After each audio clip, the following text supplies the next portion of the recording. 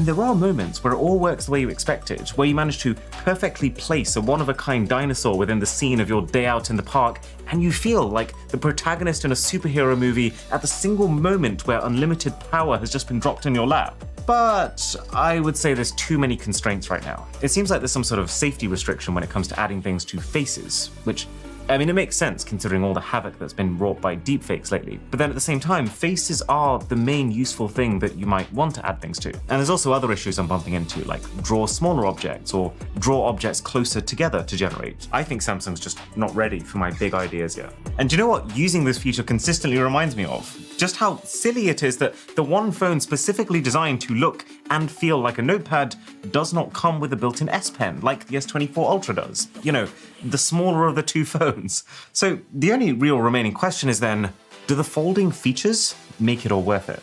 I feel like I've made it pretty clear at this point that you're giving up a lot to get these features. You're paying twice as much money, you're having to deal with a crease, a terrible underscreen camera, 2 displays with unorthodox aspect ratios, a compromised battery, and no S Pen. So, should you?